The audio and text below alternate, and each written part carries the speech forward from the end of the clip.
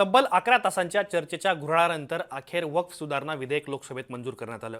मध्यरात्री 3 वाजेपर्यंत संसदेमध्ये चर्चा सुरू होती। सभागृहातील प्रत्येक खासदार बिलासंदर्भात चर्चेला येणाऱ्या प्रत्येक मुद्द्याला कान देऊन ऐकत होता।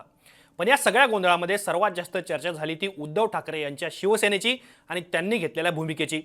कट्टर हिंदुत्वाचा पुरस्कार करणाऱ्या उद्धव ठाकरेंच्या शिवसेनेच्या 9 खासदारांनी वक्फ सुधारणा कायद्याच्या विरोधात मतदान केलं। मग अशा वेळी प्रश्न निर्माण होतो की एकेकाळी मुस्लिमांच्या मतदानाचा अधिकार काढून घेण्याची मागणी करणारी शिवसेना आता मुस्लिमांच्या बाजूने का उभी राहिली आहे? बिलाच्या विरोधात मतदान केल्यामुळे ठाकरेंच्या हिंदू वोट बँकेला धक्का बसणार का? आणि सर्वात महत्त्वाचं म्हणजे आगामी मुंबई महानगरपालिका निवडणुकीमध्ये या भूमिकेचा उद्धव ठाकरेंना फायदा होणार की तोटा होणार? या सगळ्या प्रश्नांची उत्तरं समजून घेऊयात। नमस्कार, मी आतिक आणि मुंबई तकमध्ये तुम्हा सर्वांचं स्वागत आहे। महाराष्ट्रात महापालिका, जिल्हा परिषदा व नगर परिषदांच्या निवडणुका कुठल्याही क्षणी जाहीर होऊ शकतात। यामध्ये मुंबई महानगरपालिकेची निवडणूक ही उद्धव ठाकरेंच्या राजकीय भवितव्याचा फैसला करणार आहे। आधी लोकसभा व त्यानंतर विधानसभा निवडणुकीमध्ये उद्धव ठाकरेंच्या शिवसेनेला मुस्लिम बहुल भागात मोठ्या प्रमाणात मतदान झालेलं होतं। मग मुंबई महानगरपालिका निवडणुकीमध्ये मुस्लिम मतं डोळ्यासमोर ठेवून ठाकरेंनी ही भूमिका घेतली असावी का? असा प्रश्न आम्ही पुणे लोकमतचे निवासी संपादक संजय आवटे यांना विचारला। तेव्हा ते म्हणतात, गेल्या काही वर्षांपासून सरकार मुस्लिमांना न आवडणारे निर्णय घेताना दिसतंय। अशा वेळी भयभीत झालेल्या किंवा घाबरलेल्या मुस्लिम मतदारांना अभय देण्याचा प्रयत्न हा उद्धव ठाकरे करतायत। विधानसभा किंवा लोकसभेला काँग्रेस व राष्ट्रवादीमुळे ठाकरेंच्या शिवसेनेकडे मुस्लिम मतदार आला असं सांगितलं गेलं, पण आता स्वतःच्या हक्काची मुस्लिम वोट बँक तयार करण्याचा प्रयत्न उद्धव ठाकरे यांचा आहे असं संजय आवटे सांगतात।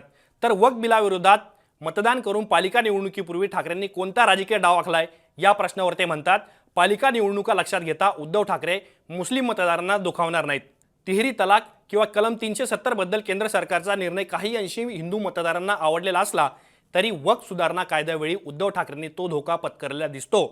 काँग्रेस राष्ट्रवादीशी युती केल्यामुळे आक्रमक हिंदू मतदार भाजपकडे गेल्याचं त्यांनी मान्य केलेलं असावं। म्हणूनच पालिका निवडणुकीपूर्वी ती मतं भरून काढण्यासाठी काही झालं तरी आम्ही तुमच्यासोबत उभे आहोत असा मेसेज उद्धव ठाकरे मुस्लिम मतदारांपर्यंत पोहोचवण्याचा प्रयत्न करताना दिसतात असं सुद्धा ते सांगतात। मुंबईमध्ये भायखळा, वर्सोवा, अंधेरी, मुंबादेवी, माहीम, धारावी, वांद्रे, मालाड किंवा चांदिवली अशा अनेक भागांमध्ये मुस्लिम मतांचा टक्का निर्णायक ठरू शकतो।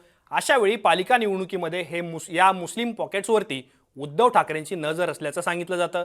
वक्फ विधेयकाला विरोध करताना उद्धव ठाकरे नव्या वोट बँकच्या शोधात आहेत का या प्रश्नावर ज्येष्ठ पत्रकार अभय देशपांडे सांगतात की उद्धव ठाकरेंचं 2019 पासून बदललेलं राजकारण पाहिलं तर त्यांची आताची भूमिकाही त्याच्याशी सुसंगत आहे।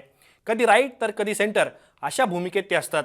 पारंपरिक मतदार दुरावला असला तरी नवीन मतदार जोडण्याचा ठाकरेंचा प्रयत्न आहे। तर पालिका निवडणुकीपूर्वी ठाकरेंच्या रणनीतीवर बोलताना ते सांगतात की मागच्या निवडणुकांमध्ये सोबत आलेला मतदार ते दूर जाऊ देणार नाहीत। वक्फ बिलावरती मागच्या वेळी ते तटस्थ राहिले, आता ठाकरेंच्या खासदारांनी थेट बिलाविरोधात मतदान केलंय। पालिका निवडणुकीपूर्वी भाजपला आव्हान देणारा एकमेव पक्ष अशी ओळख निर्माण करण्याचा प्रयत्न उद्धव ठाकरे गटाचा आहे असं निरीक्षण देखील ते नोंदवतात। शिवसेना पक्ष फुटल्यापासून उद्धव ठाकरे हे सातत्याने वेगवेगळी राजकीय समीकरणं बांधण्याचा प्रयत्न करताना दिसतात। मग प्रकाश आंबेडकर यांच्या वंचितशी केलेली युती असेल किंवा संभाजी ब्रिगेडला सोबत घेत केलेलं राजकारण असेल, उद्धव ठाकरे मोडून पडलेल्या पक्षाला नवीन उभारी देण्याचा प्रयत्न करताना दिसतात। म्हणूनच की काय त्यांनी यावेळी वक्फ बिलाच्या माध्यमातून पुन्हा नवे मतदार जोडण्याची रणनीती आखली आहे। या सगळ्या प्रकरणावर तुम्हाला काय वाटतं? तुमची काय मत आहेत हे आम्हाला कमेंट बॉक्समध्ये नक्की कळवा। असेच माहितीपूर्ण व्हिडिओ पाहण्यासाठी मुंबई तकच्या यूट्यूब चॅनलला सबस्क्राईब करायला विसरू नका।